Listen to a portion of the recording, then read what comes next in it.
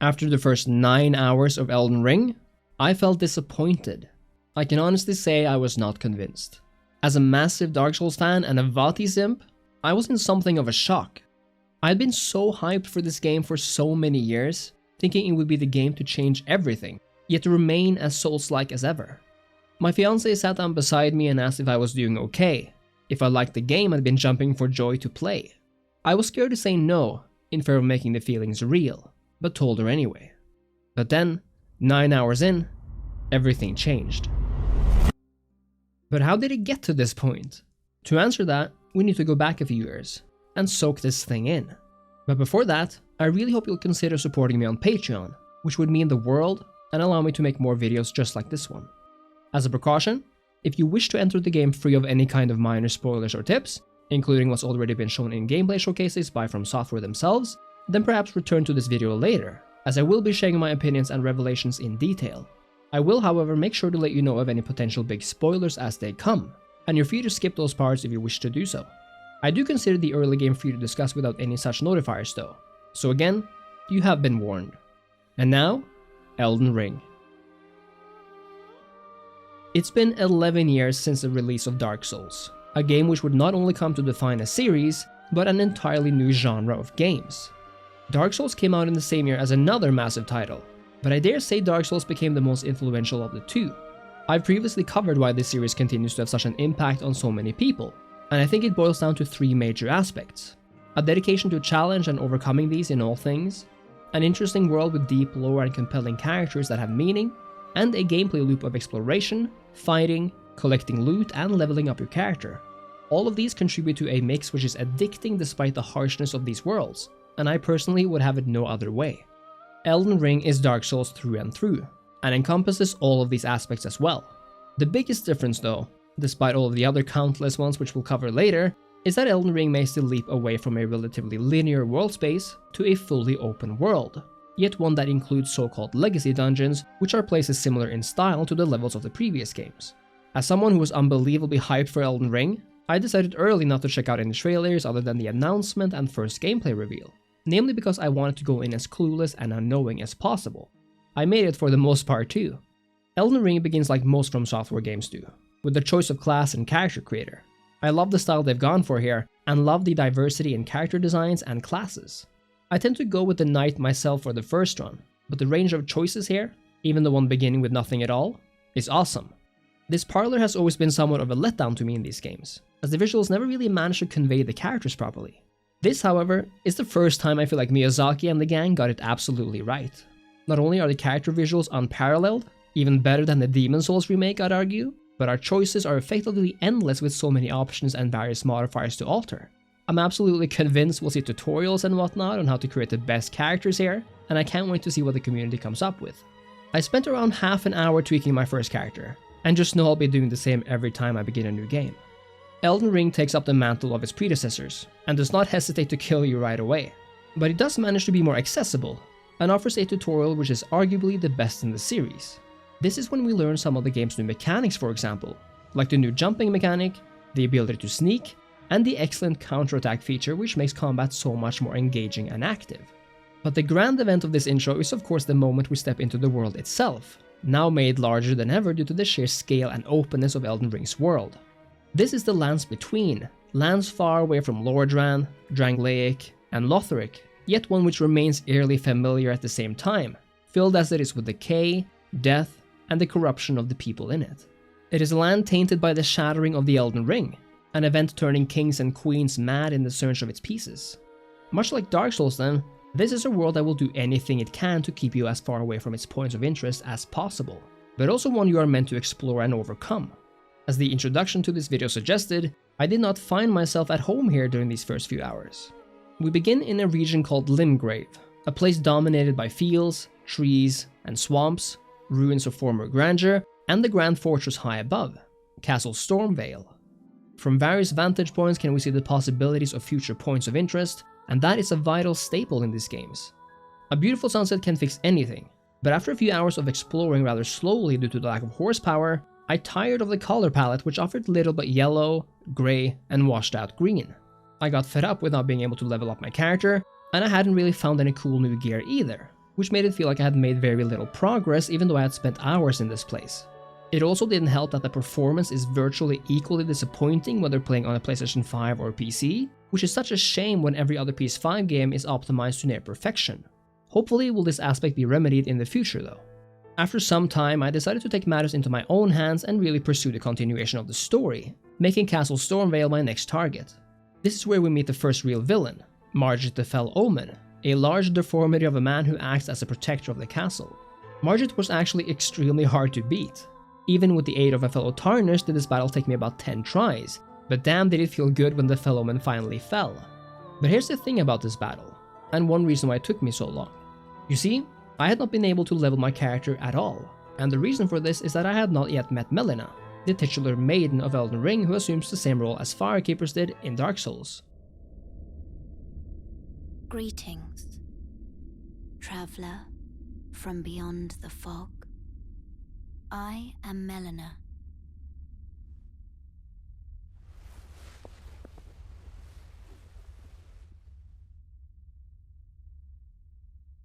I offer you an accord. And this is where the openness of Elden Ring becomes somewhat problematic to people going in blind. Thing is, Melina can only be met if you had discovered 3 Overland Sites of Grace. This very stark contrast to the formula in the Dark Souls series, which allows you to level up right away, and which provided a full access Fire Maiden at any time. It does seem to be inspired by Demon Souls however, which made you defeat the first boss before being able to level up. Either way, this makes it quite an event whenever Melina shows up, because she's never really there with you, and leaves after you've talked to her. It makes every meeting something of a revelatory moment, and as if you reach a new milestone of sorts, which is all really great. Personally though, I really love the idea of a present maiden, and I think the importance of the Emerald Herald in Dark Souls 2 made that game so much better than it would have been without her. But the fact remains that newcomers to Elden Ring might not meet Melina before hours have gone by and have no idea how to do it, and more inclined souls might resort to looking this up before putting the controller down. This bit of confusion definitely added to my frustration too, but I must say I was relieved when I finally met her.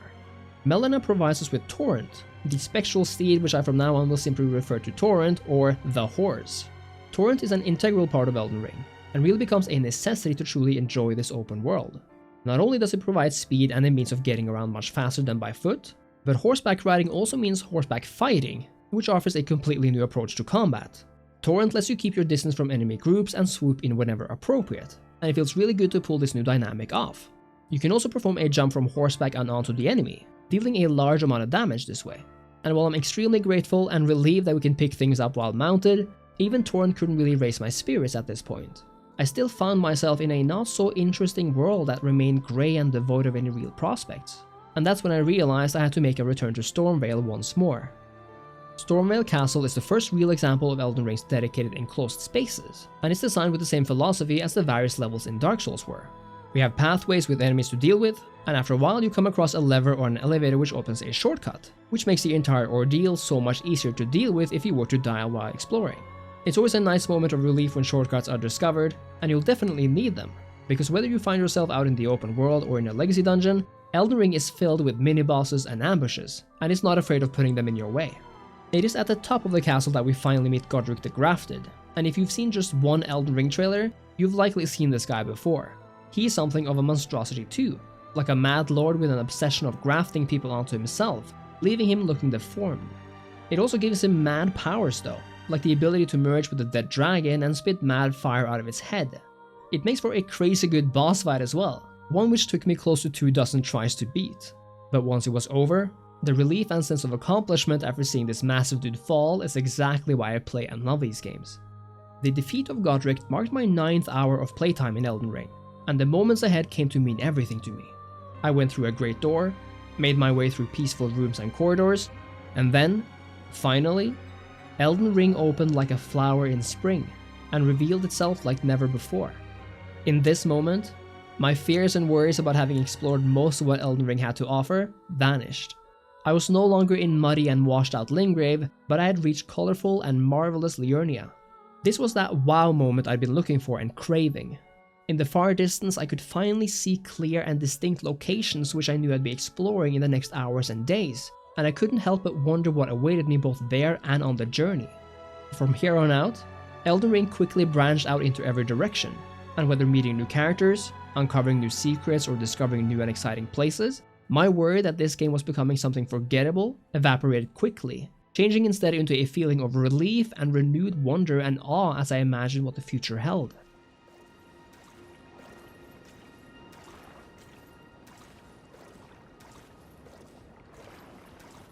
Now you might be wondering, why did I have such a bleak outlook on Elden Ring? How could I possibly believe that Limgrave was more or less everything the game would offer? Well, I'll tell you. Elden Ring is not like other open world games. This is a From Software game after all, and thankfully, the best part of Dark Souls, the very Souls DNA, remains intact. This means that, other than important gameplay mechanics, very little is explicitly explained to the player, but must be discovered, uncovered, or revealed through trial and error. Not only is this incredibly refreshing in an open world game, as we're giving no quest markers or quest logs and no hand-holding way of tracking what we are doing or supposed to do, you get directions or hints and tips from various characters you meet, items you acquire, or environmental storytelling, but that's it. And I believe that this dedication to the Dark Souls formula and the philosophy of taking the player seriously makes Elden Ring wholly unique and unbelievably interesting. It makes it all the more engaging when meeting those new characters or running into one you've met before, but now in a new place. It makes you feel like you are the one in charge, and that you can thank yourself, not some quest log, for your achievements. However, there's also downsides of course, and one of these is the position I was in. Going into this game without any outside information can be daunting, and I was really beginning to wonder that what I experienced in those 9 hours was representative of the game as a whole. A reason for this is Elden Ring's new world map, which works very differently than other world maps. When we look at a map like those in the latest Assassin's Creed, for example, only a section of the map is highlighted from our own exploration, but we can still make out the entirety of the world even though it's covered by a fog of war. This lets the player know what to expect early on. Not Elden Ring though. Here, the regions of the world and their extent is only revealed once you've been there or collected the region's map. This means that in the very beginning, your map will look something like this, which is what I was staring at for 9 hours. It scared me because I'd read that you could beat Elden Ring in 30 hours. And with 9 already behind me, there couldn't possibly be more, I thought. Well, I was wrong. Not only is Liurnia and other parts of the lands between conveniently and expertly hidden from view from our starting location, but once there, we see that the map itself will expand massively. Liurnia itself wasn't in full view but hidden by a fog of war. No, it wasn't even there before we discovered it. And even though this was quite a risk on the part of From Software, discovering this world for myself made the entire difference. And looking back, I'd have it no other way. I found true joy in exploring Liurnia. I could see Castle Stormveil behind me, basking in the sunlight, no longer the towering monument to death as it looks like from Limgrave, but a pathway to a beautiful plateau and the very symbol of Elden Ring's transition from something underwhelming to something utterly astonishing. All of a sudden I was galloping in misty shallow waters below towering cliffs, and I ran into a magically conjured giant who wanted nothing but see me and my dear horse dead.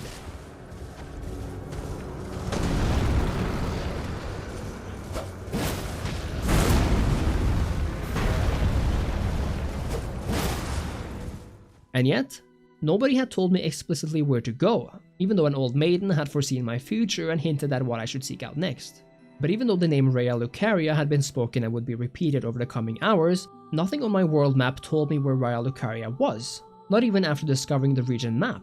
This meant that I had to physically discover this place by myself. And luckily, I think Elden Ring's use of environmental guiding works really well. You can clearly see the points of interest from the plateau, but it's up to you to actually seek them out. Just like with its predecessors, Elden Ring makes use of in-game checkpoints known as Sites of Grace to create locations the player will return to if they die, and places from which you can teleport to and from other Sites of Grace. There are quite a lot of these in-game, and even though one could argue that there are too many, I think the game does a good job of balancing space between them with the need for efficient and satisfactory checkpoints in this massive world. I never once felt like dying out in the open world was too much of an inconvenience, for example, and that is a great accomplishment for a game like this. What Elden Ring additionally introduces is a system known as Stakes of Marika. These are essentially relatively rare local checkpoints which allow you to spawn at them instead of at a Site of Grace. They are only located out in the open world near certain bosses, however, and again, I think it's a really good way of shortening down on tedious backtracking and putting the player right back into the action. Elden Ring is really good at highlighting the best parts of the game then, while as much as possible cutting away unnecessary tedium. However, this can also backfire with certain other mechanics, which brings us to my most nagging complaint about the game.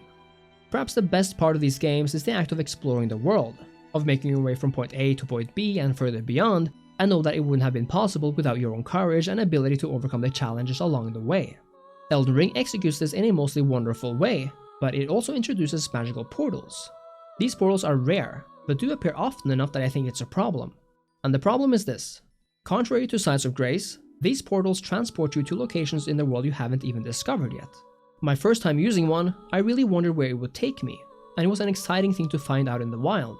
And even though they can lead to wow moments because of the places you're brought to, they sadly take away much of that sense of exploration. I really felt like a single moment of teleportation had taken away hours of me finding my own path, and closing the distance so quickly ended up being more disappointing than exciting. But perhaps the worst such instance, and feel free to skip to this time right now if you don't wish to see the following area, is when I came across one of Elden Ring's traps. I knew before I was caught that I would indeed encounter a trap due to excessive amounts of helpful messages, but thought, you know what, let's get caught. I want to see what happens. So I got caught in this weird smoke, and it turns out it's not poison or some weird death stink, it's actually another teleportation mechanic. Within seconds I was transported from literally the most southern parts of the map to one of the most northern ones, to a place so far away I hadn't even known it existed. It was beautiful, sure, but to me, it once again took away my own independent discovery of this place, and since I could simply teleport away, it just made everything seem weird and as though I hadn't really traveled that far after all. Those are my opinions on these portals, of course, and I can fully see how some might actually love the experience of being taken far away and be given a taste of what's to come. But to me, again, it kind of took away from that moment of seeing something for the first time on my own terms. Luckily though, Elden Ring is full of these moments of awe and revelation, and I cannot express how much I love the game for never stopping to amaze and reveal more and more of this world when you least expect it. Again, this section will contain spoilers, so make sure to jump ahead to this moment if you wish to not hear what I'm about to say. As mentioned earlier, my first such experience was the discovery of Liurnia, around 9 hours into the game. But perhaps the most jaw-dropping moment of discovery for me was when I decided to enter an area of the game I hadn't been in yet. It looked like a normal forest, filled with trees, a few enemies here and there, and giant Winnie the Pooh looking for honey. But then I found what looked to be an old mausoleum.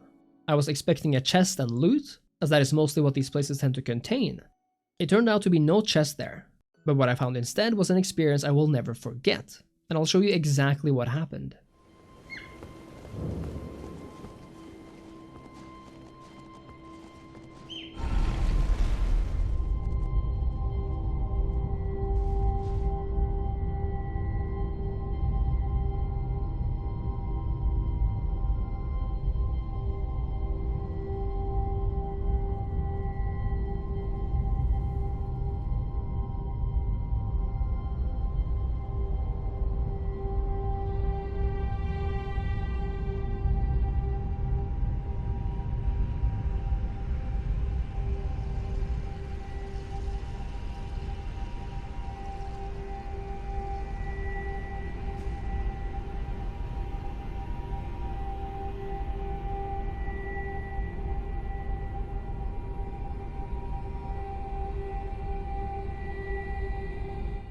This forest temple somehow housed an elevator which brought me deep into the earth, to a place that did not look like Earth at all, but instead resembled something like Tartarus or some other mythological landscape. I had reached a place I had no idea even existed, and yet, after just a few minutes, this quickly became my favorite location in the game due to its sheer beauty, mystery, and otherness. There were even characters to meet here, characters that I had met before, and some I had only heard of. Reaching this underworld of Necron even tied into a storyline I had begun earlier, but one I had no idea how to continue, which now could continue because of my exploratory genius and/or luck. It reminded me of reaching Ash Lake in Dark Souls, or the Dark Firelink Shrine in Dark Souls 3, and was a truly amazing experience. Even the music in this place was different in a great way, offering a magical escape from the more sombering, melancholic and eerie tunes above.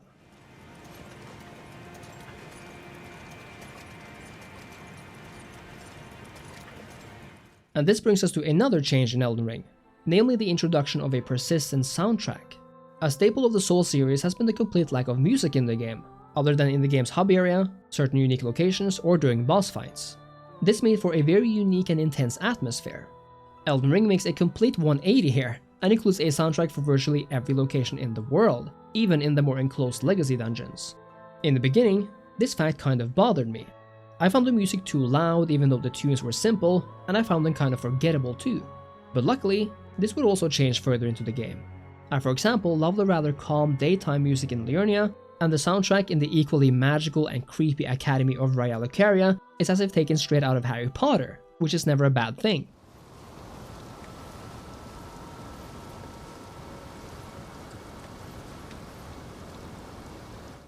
And speaking of Harry Potter, magic is something that takes center stage in the lore of Elden Ring, and the locations we visit. Whether exploring a lost tower and running into ghosts, finding an enchanted castle filled with monstrosities, or indeed the mystical Academy of Raya itself, Elden Ring feels a lot more inspired by classical fantasy than the Dark Souls games do, but with the addition of that twisted sense of darkness and depravity we've seen before. In many ways, the creativity of Elden Ring's environments reminds me fondly of Dark Souls 2, the game in the series I thought offered the most visually interesting set pieces and locations, only Elden Ring couples it all with the precise controls of Dark Souls 3 and the coherent layout of Dark Souls 1. It somehow manages to be an amazing mix of the three of them, even though it could be argued that little can beat the feeling of playing the original Dark Souls and experience that formula for the first time. What I will say is that Elden Ring appears somewhat more lighthearted than the Souls series. It kind of has to be though, because this is an open world game we have to want to spend time in and explore. But despite this fact, Elden Ring manages to maintain the series' dark side, and while some locations feel calming and beautiful, others appear hellish and nightmarish, sporting everything from lighting to music changes, and really cements the fact that Elden Ring is so much more than just dark or just light. I think the balance is struck really well here, and even now there are areas I really get the creeps venturing into because they're so ominous and far away from home. And speaking of home, it's time to talk about Elden Ring's hub area, Roundtable Hold. Roundtable Hold serves the same purpose as the Firelink Shrine in that this is where various characters will converge and branch out. It is an enclosed space this time, and belongs to the Golden Order, those who seek to restore the Elden Ring and the balance of the world. We don't begin the game knowing of Roundtable Hold. Instead, we're teleported here by Melina, and can after that return anytime we wish. Even though I'm partial to liking this place because it's a cozy looking area in a world with very little coziness, it is also perhaps the least striking of the hub areas compared to the Souls games, and especially when seen side by side with the absolutely gorgeous halls of the Nexus, or the more tranquil and melancholic outlook of Majula. In addition, I really am not a big fan of the fact that Roundtable Hold is yet another place we are forced to teleport to. This means that it's not connected physically to the rest of the world in any way, resembling how things are in Demon's Souls, Dark Souls 3, and Bloodborne, a design choice I've never understood. It's just so much more immersive when the hub is placed in the world itself, as was the case in Dark Souls and Dark Souls 2. Teleportation is a rather big part of Elden Ring then, an aspect which is rather unfortunate when what Elden Ring truly excels at is the sense of scale and enormity of its world. Luckily, Roundtable Hold oozes of personality owed to the characters there, and I'm about to enter spoiler territory once more, so please jump ahead to this point if you don't want to hear it. Our blacksmith this time is a deformed, eerie looking creature, but one with a heart of gold and a troubled past. He'll work to forge for you as a smith does, but certain moments will also reveal deeper parts of this person, and one in particular stood out to me. Oh, your divinity have mercy and grant me forgiveness. The road is yet long, a god is not easily felled. But one day without fail you will have your wish. So please grant me forgiveness, Queen Marika. I previously mentioned how characters intertwine, and the blacksmith is one example of this. Back in the open world we're able to meet a girl, who's clearly in distress, but after defeating Margit, you can return her and have her join the Roundtable Hold. After a few talks and returns, a bond might form between the girl and the blacksmith, and even though it gives something to the player in the form of spirit tuning, it becomes so much more because of how the characters and their arcs are woven into the entire thing. But one of the most insane moments of my playthrough came when the fates of two other people converged, namely those of Fia the Deathbed Companion and the warrior known only as Dee. The moment I saw and spoke to Fia, she appeared gentle and nurturing. She initiates a beautiful and recurring moment where the player can be embraced by her, and in these moments, she tells you of her purpose. Great champion, would you allow me to hold you? But briefly, perhaps you might share with me some of your lively vigor and your stout-heartedness. Doing so will grant me the warmth of a champion, and you, I am sure, will bear a Baldakin's blessing. Do you think it vulgar, perhaps? Where I come from, it is a sacred act. Ah, my thanks. great champion.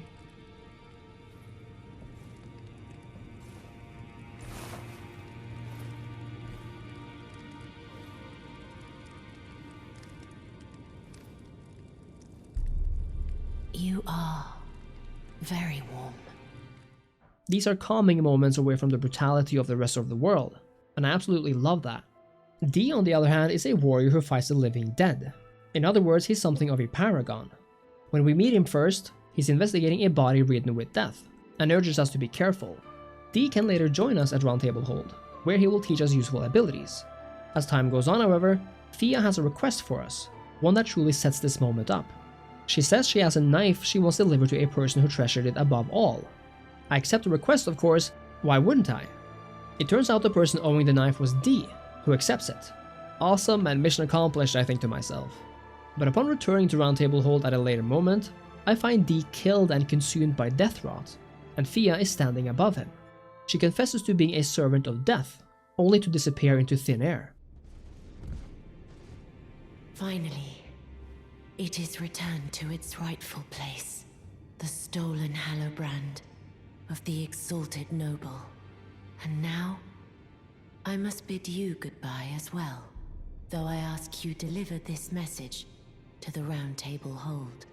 I am Fia, deathbed companion, hark Roundtable. Disturb not the death of Godwyn, the exalted. We, who humbly live in death, live in waiting, to one day welcome our Lord. What right does anyone have to object? Our Lord will rise, the Lord of the many and the meek.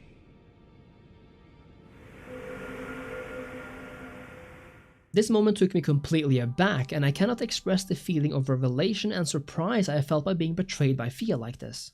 These are moments that add up to make Elden Ring so special, and whether with characters or locations, Elden Ring just never ceases to amaze. And speaking of death and companions, let's turn once more to combat. Perhaps the coolest addition to Elden Ring's combat system is the new Ashes of War mechanic, which replaces and enhances the previous systems of weapon arts. Ashes of War are essentially abilities you can attach to weapons of your choice, meaning that it's possible to not only upgrade your armaments like you did in previous games, but actually add various powerful abilities to them, even going so far as altering their damage output and type if you so wish. Ashes of War can be attached to virtually every weapon and even shields. In Elden Ring, weapons can come with or without an Ash of War ability already attached to them, and I think this aspect is particularly interesting when talking about shields. You see, shields may have the Ashes of War ability parry, which can certainly help out if you're able to time your parries correctly. On the other hand, a shield with no ability can be just as useful. If a shield in your left hand has no ability, you're able to instantly use the ability of the weapon in your right hand without putting your shield away. This makes combining various Ashes of War with various weapons a very interesting dynamic, and you can totally suit your gameplay style to this mechanic. It definitely helps in changing things up, and much like the new counterattack mechanic, makes the combat in Elden Ring the best it's ever been. One aspect of Elden Ring which I don't really know whether I could take or leave, however, is the calling of spirits, which can aid you in various boss fights around the world.